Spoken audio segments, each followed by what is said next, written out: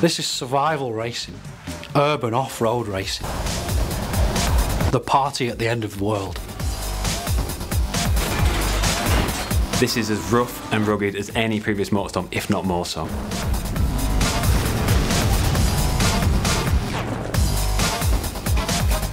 So what we're here to do is put a couple of diaries together that really try and explain the two major modes in MotorStorm Apocalypse. Festival mode is the main single-player campaign in MotorStorm Apocalypse. You'll race amongst buildings which are falling down around you, on the beaches, down in tunnels, in the sewers. In this game, the festival represents a much more story-driven campaign. Every race has a sense of persistence. You go from track to track, and whatever happens in the last race will follow over into the next race. What we've got in Festival are 3 different difficulty levels. They're each driven by a different character. A rookie character, a guy we call the Pro, and Big Dog, the veteran. And you race as every character. You don't pick one of them. We've created much more accessible races in the start, and then much more challenging races at the end for the hardcore. So Festival mode, we're aiming for probably around 7 to 8 hours of gameplay for a player that's familiar perhaps with racing games. But of course, there's much reason to go back and replay for the festival, because now we have a lot of unlocks and hidden items actually to find within the festival mode. I mean, we're aiming for somewhere in the region of 40 bespoke races, and that's more than we've ever had in the series before. If you play a lot of racing games, you'll know it's really important to be able to learn the track to get better and better at it. So whilst multi-events will play at the same time when you play through the same race, there's a lot of emergent possibilities. So players will experience certain levels of predictability that at least allow them to learn the tracks, but they're never too sure what's going to happen around every corner. MotorStorm has always been about the vehicle classes. We've now got 13 in total, which are 5 new vehicle classes. So you've got all the existing vehicles from the previous games, monster trucks, big rigs, buggies, bikes, etc., which all bring their unique style and handling abilities to the game. We're now introducing vehicles which are a bit more suited to the city. So vehicles like supercars, superbikes, choppers, muscle cars, and even super minis, more European style hot hatches. So they're all present in the game, but they've all been given the MotorStorm treatment. We noticed there was a lot of enthusiasm for taking the game into a city, but we really didn't want to do MotorStorm does urban racing. We wanted to do more than that and be more exciting.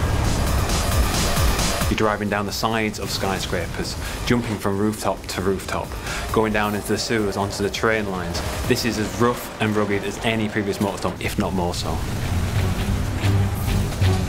Because we've got all these different vehicle types and different parts of the city that we've created to use, there's a very different feeling between racing, say, a muscle car around the streets of downtown and racing a buggy down through the beaches and the parks.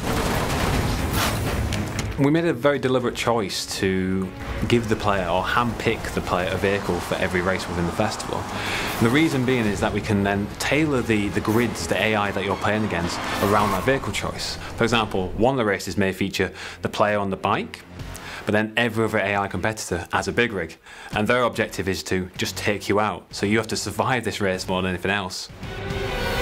We've been somewhat famous, I think, in gaming circles for our soundtrack. This time around, we've gone for a completely different approach.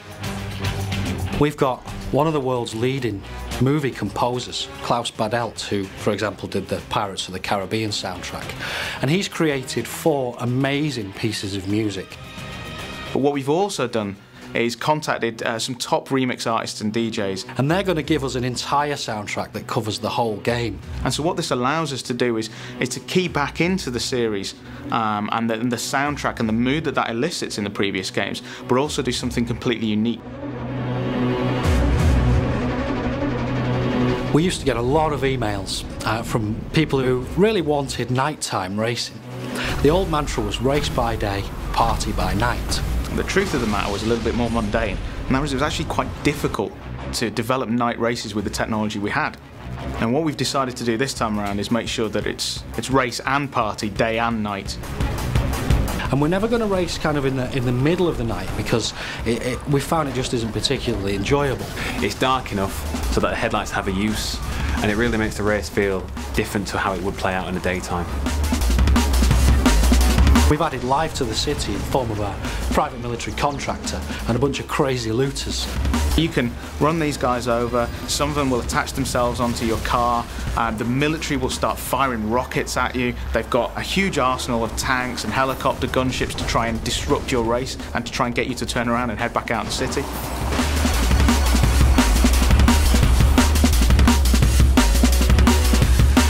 When you play the game, it feels different. It feels like no type of off-road racing experience you've had and no type of urban racing experience that you've had before. They kind of come together really nicely to offer a whole fresh take on this type of experience.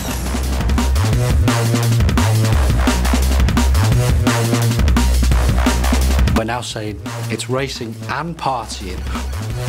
48 hours of insanity before everybody has to get the hell out of the city.